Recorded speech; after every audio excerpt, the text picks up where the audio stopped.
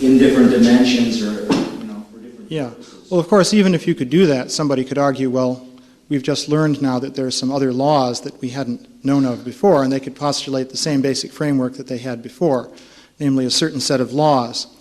So basically what we're dealing with here is a fundamental idea that has had a very strong grip on people's thinking over the last 200 years or so, and which should be replaced, and in fact can be replaced, because the idea is not necessary, as it turns out. And this is the idea that the laws of nature are so constituted that there's no possibility of a supernatural intelligent controller, either on the level of the individual mind or the soul, the conscious self, or on the level of the of God or the supersoul, controlling the material energy.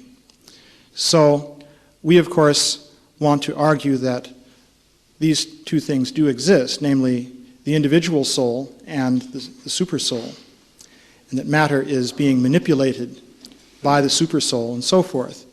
But so the point then is that these ideas are actually perfectly feasible in terms of what we actually know about nature, whereas a certain set of misconceptions, as I was saying, based on a misinterpretation of this clockwork metaphor, have led people to think that this is not possible.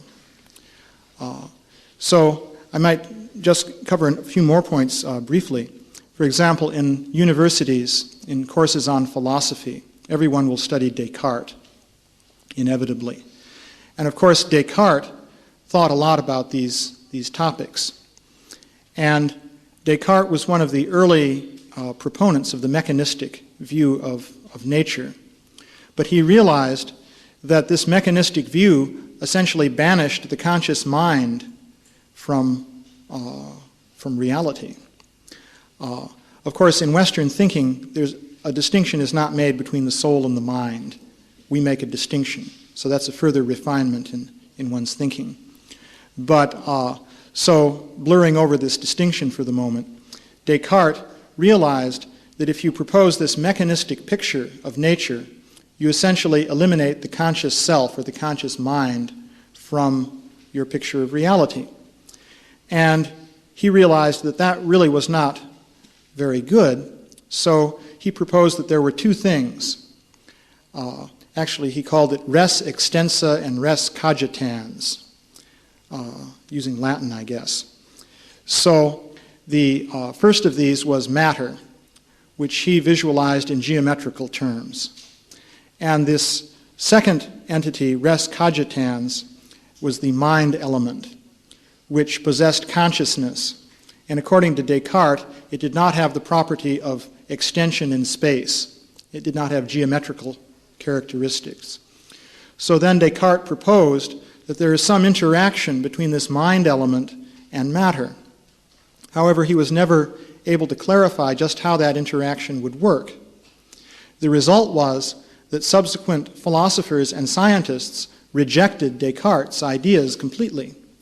Of course, they retained his ideas of matter. Basically, today, physicists deal with matter in the same essential way that Descartes did, namely in terms of mathematical systems. But they rejected his idea of a mind element. So if you study philosophy in a university, you'll be told that because no one, including Descartes, could clarify how this mind element interacts with matter, therefore the whole theory is useless and should be cast out.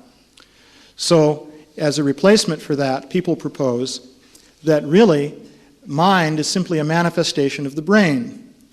To understand mind, you just have to study how the nerve impulses are propagating through different synapses and so forth in the brain. And if you were able to understand this in sufficient detail, you would know everything that there is to know about the mind. So that just shows how this idea or development in ideas has had a very important influence on people's thinking. Now, actually, one can understand, in terms of some of the ideas I outlined here, how the subtle mind element and also the spirit soul, on a transcendental level, interact with the gross physical body, including the brain. That can be elaborated. It's interesting to note that if you look at the description of the separated elements in the Bhagavad Gita, you have earth, air, fire, water, and ether, and then you have mind, intelligence, and false ego. So mind, intelligence, and false ego are even more subtle than ether, and the soul is even more subtle than mind, intelligence, and false ego, and is completely transcendental. So what it amounts to is that the mind element and everything higher than that in subtlety is beyond space, because ether is space. So if you ask how does the mind element interact with the gross elements which are contained within this space or ether, it's through this subtle vibrational relationship of the kind that I was describing. So that can be looked at from the point of view, say, of the physicist or the neurophysiologist. The conclusion you come to then is that for the subtle mind to influence the brain, some kind of vibration on the level of the fundamental ether or space itself is going to be influencing what the neurons are doing. And they in turn are going to be influencing this very subtle substrate. So if you examine this from the point of view that I was describing here, you can see that it's perfectly plausible that this sort of thing really does happen. So it's possible that you could have an interaction between the subtle mind and the gross elements of the body, and of the brain in particular. So it's useful from the point of view of scientific thinking to know that this could be. Saying that it could be is not the same thing as proving that it really is so. But the very idea that it's possible is significant, because that can set people to thinking along different lines than those that they've pursued for many years. It's interesting, by the way, that I met a scientist from China. He's at the University of Shanghai, I guess, in China, who was doing studies of mathematical models of the behavior of what are called glial cells within the brain. In the brain there are neurons, and there's another category of cells called glial cells. And basically people haven't known what their real role is in the brain. But he was pointing out that according to his models, this phenomenon of deterministic chaos should occur in the glial cells. And he himself came to the conclusion that this allows for a non-physical mind to control the brain. So he proposed that the non-physical mind could be interacting with the brain through these phenomena occurring in the glial cells. So whether it happens in that particular way or not, that shows that these ideas can lead to at least scientists accepting the possibility of a non-physical mind. Vi siger mange tak til Sariputta-Das og hans publikum. Du har lyttet til en optagelse fra Radhadesh-templet i Belgien. Din studievært og tekniker hed Yadunandan Das. Jeg siger tak for nu. Hare Krishna og på genhør.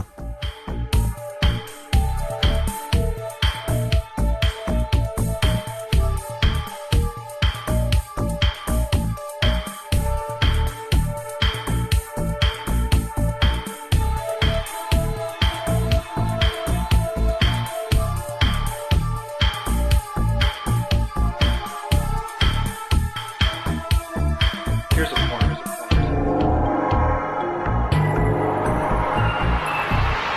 Here's another.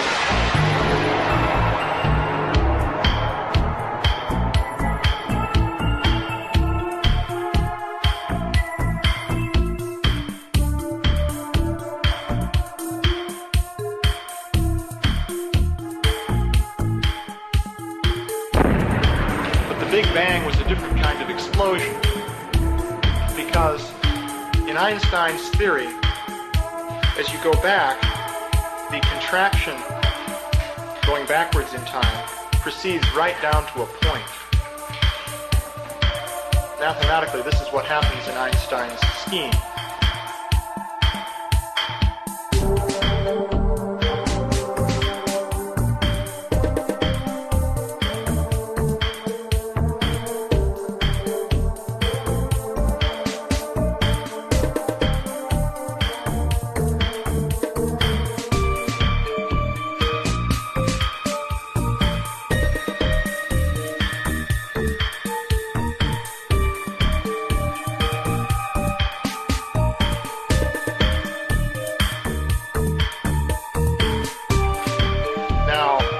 immediately as a problem, this whole theory, because starting with a point, why do you ever have anything but a point?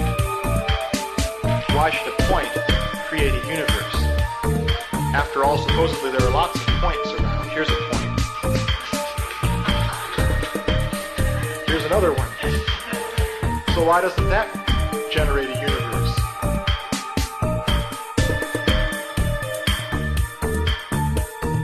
Why should a point create a universe?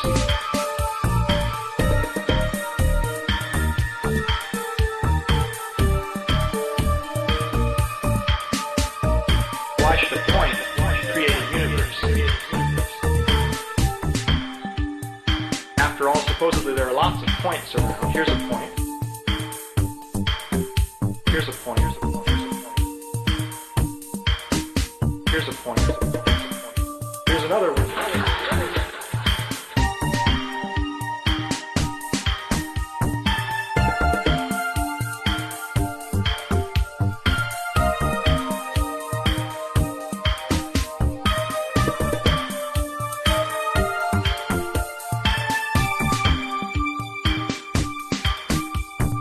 Here's a point. Here's a point. Here's a point. Here's a point. Here's another one.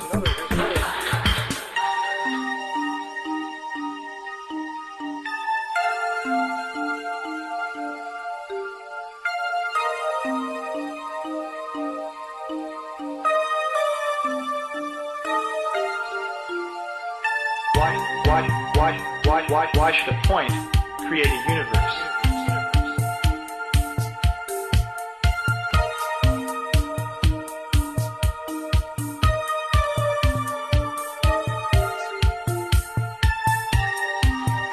Nowadays, many scientists have managed to talk themselves into believing the Big Bang Theory. And that's actually incredible.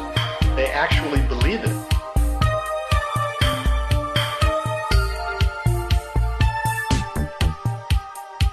Actually, scientists believe in their theories.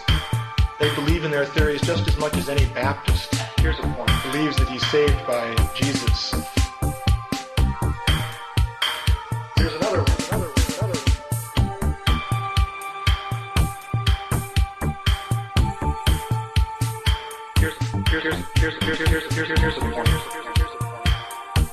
Here's a point. Here's a point. Here's another one.